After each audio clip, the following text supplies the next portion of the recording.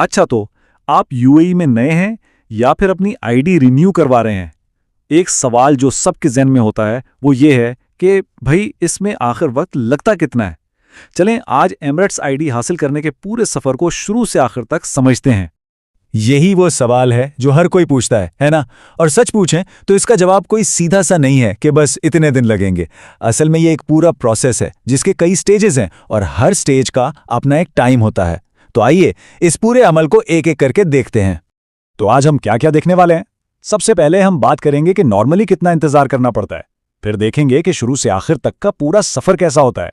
उसके बाद एक फास्ट ट्रैक ऑप्शन पर भी बात होगी। फिर देखेंगे कि कार्ड आखिर में आप तक पहुंचता कैसे है।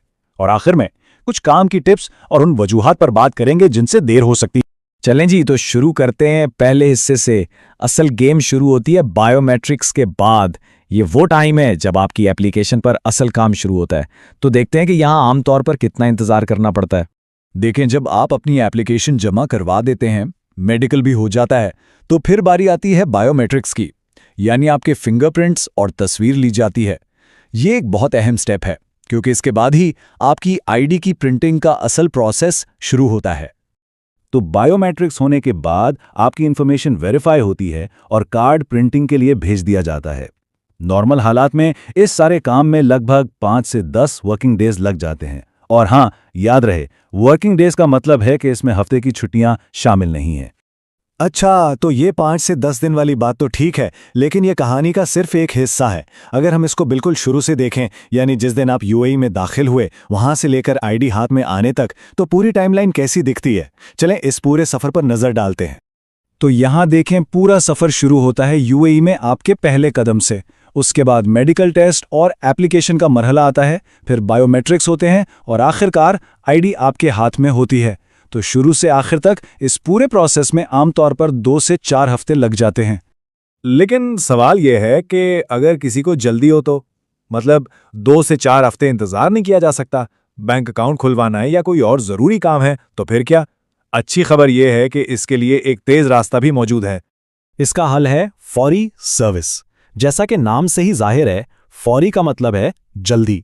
ये एक तरह की प्रीमियम सर्विस है जिससे आपकी एमिरेट्स आईडी की एप्लीकेशन को पहली फुर्सत में प्रोसेस किया जाता है और इससे इंतजार का वक्त बहुत ही कम हो जाता है। अब फर्क तो जमीन आसमान का है। कहाँ नॉर्मल प्रोसेस में 5 से 10 दिन और कहाँ फौरी सर्विस में सिर्फ 24 से 48 घंटे। लेकिन हाँ, एक बात जहन में रखनी है कि इस सर्विस की एक्स्ट्रा फीस होती है और ये हर सेंटर पर हर वक्त दस्तयाब नहीं होती। चलें जी, ये एप्लीकेशन अप्रूव हो गई, कार्ड भी प्रिंट हो गया, मुबारक हो। लेकिन अब ये आप तक पहुंचेगा कैसे? आइए सफर के आखिरी और अहम तरीन मरहले को भी समझ लेते हैं।